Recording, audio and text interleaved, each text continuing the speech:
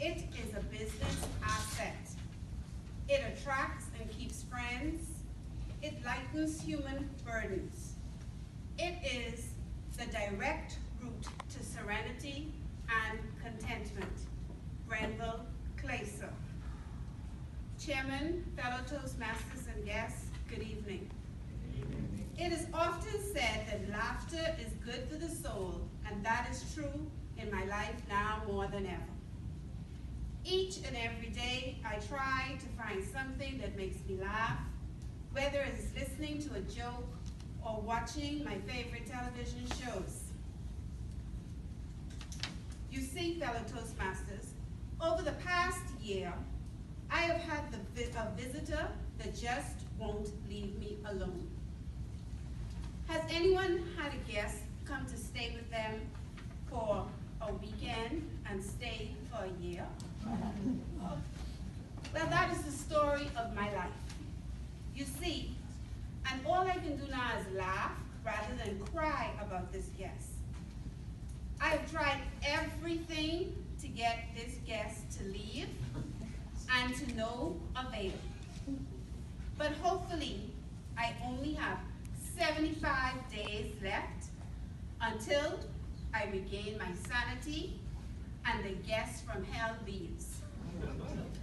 If you haven't figured it out as yet, my unwanted guest is perimenopause, the twin sister of menopause. I call her Peri. Peri came to visit me last September for an extended vacation. After having a few shorter visits, which started when I hit the big 4-0. The first piece of luggage that she unpacked was depression.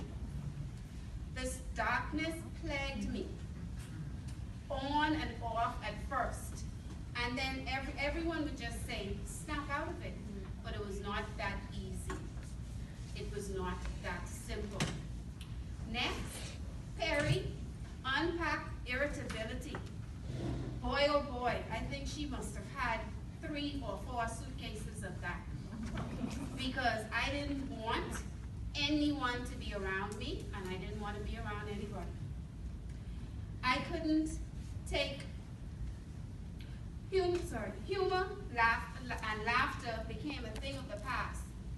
I could fake being pleasant around strangers, but to those who actually knew me, they slowly pulled away because the combination of depression and irritability made me emotional and volatile, and not good company for anyone, not even myself.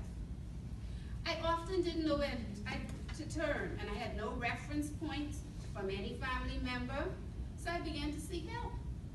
From doctors to try and evict this monster that had taken residence inside me and just would not leave.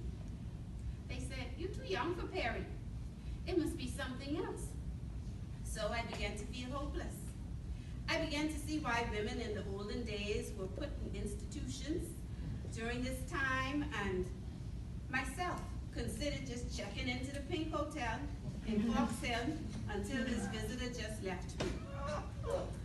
I felt as though the whole world could see Peri and her effects on me, what she was doing to me. I pulled away even more and only ventured out when obligation, which was work and church, nowhere else. Every week at church, I prayed that I could just wake up and Peri was gone. But alas, nothing was happening. Then one day in November, in the middle of the Bahamian winter, Peri gave me a new gift. Peri gave me the gift of sweat. I would sweat in air conditioning, no matter what I had on, no matter how cold it was. Peri just, I don't know. So goodbye to getting my hair done, because this hairstyle wouldn't last as long as it took me to get out of the hairdresser. Goodbye to makeup. That was a complete and utter waste of time. So there was living a literal hell on earth. The heat, the depression, the mood swings. Where was my rainbow after this endless Category 5 storm called Peri? Finally, I found a doctor that listened and began to help me lift this fog. He could see the damage that Peri was doing to my life. He has become my rainbow. I am now enjoying every second of my life. I'm finding joy every day.